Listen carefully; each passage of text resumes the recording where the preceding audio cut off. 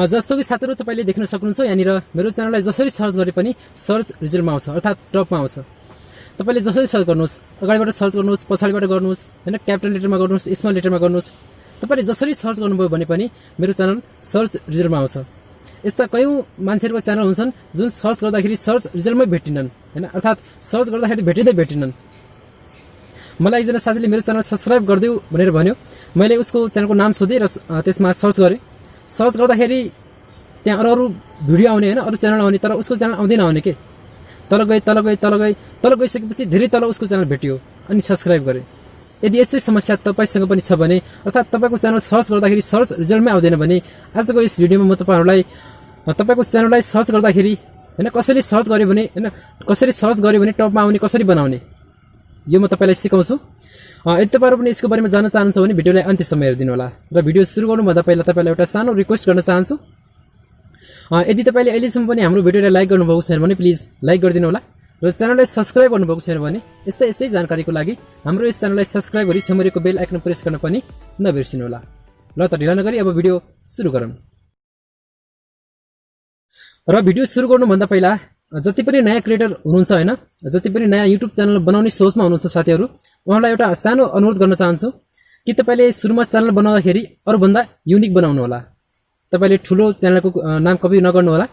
तपाईले जुन च्यानलको नाम बनाउँदै हुनुहुन्छ सुरुमा त्यसैचोटी युट्युबमा सर्च गर्नु होला कि त्यो च्यानलको नाम छ कि छैन भनेर। यसरी तपाईले अरु भन्दा युनिक बनाउनु भयो भने पनि तपाईको च्यानल सर्च गर्दाखेरि सर्च रिजल्टमा आउँछ। म तपाईलाई सिकाउँछु। तपाईको च्यानल छ भने तपाईको च्यानल सर्च रिजल्टमा आउँदैन भने पनि तपाईको च्यानललाई सर्च गर्दाखेरि टपमा आउने कसरी बनाउने त्यो पनि सिकाउँछु।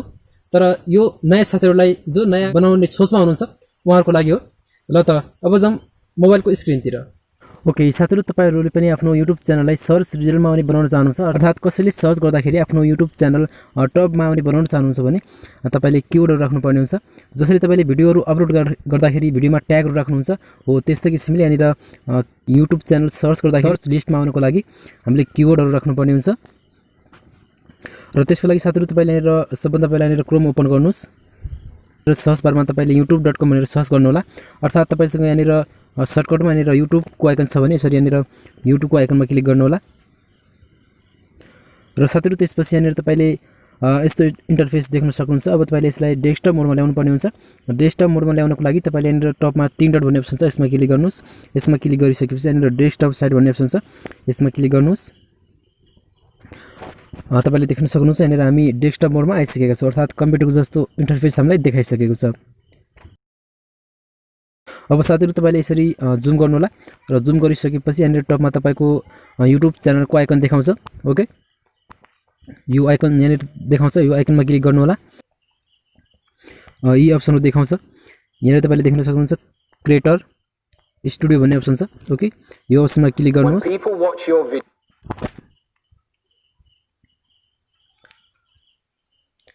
र साथीहरु तपाईले क्रिएटर स्टुडियोमा क्लिक गरिसकेपछि तपाईले यस्तो इन्टरफेस देखाउँछ।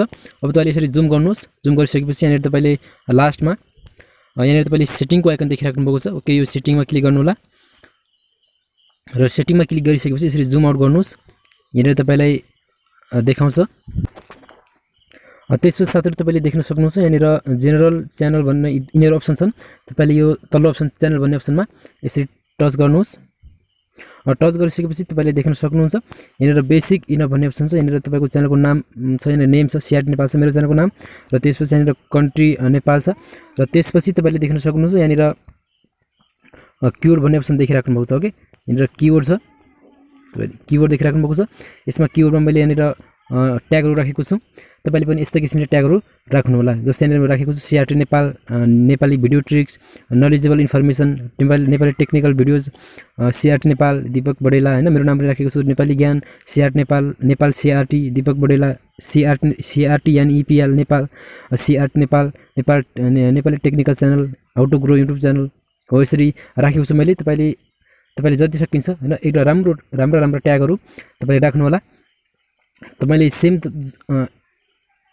यो राख्ने स्टाइल सेम तपाईले ट्याग जसरी राख्नुहुन्छ त्यसरी नै हो। जस्तै यहाँनिर तपाईले यसरी यसमा क्लिक गर्नु होला। यसमा क्लिक गरिसकेपछि जस्तै यहाँनिर तपाईले सिआरटी एनपीएल ओके लेखेपछि अनि तपाईले यसरी कमा दिनु होला। ओके, कमा दिइसकेपछि अब यो पहिलाको जस्तै हुन्छ, एकचोटी नै नचलेर भयो।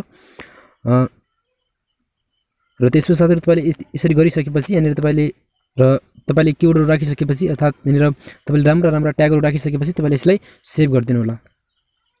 ओके साथीहरू, यस्तै किसिमले तपाईँले आफ्नो च्यानललाई सर्च लिस्टमा आउने बनाउन सक्नुहुन्छ। तपाईँले यी प्रोसेसहरू गर्नुभयो भने तपाईँ कसरी तपाईँको च्यानललाई सर्च गर्यो भने तपाईँको च्यानल सर्च लिस्टमा आउँछ। ओके साथीहरू, आजलाई यति नै। भिडियो कस्तो लाग्यो, मन पर्यो भने प्लिज लाइक गरिदिनु होला र च्यानललाई सब्सक्राइब गर्नुभएको छैन भने सब्सक्राइब गरेर छेउमा बेल आइकन प्रेस गर्न पनि नबिर्सिनु होला। ल त आजलाई यति नै। फेरि अर्को भिडियोमा धन्यवाद, नमस्कार।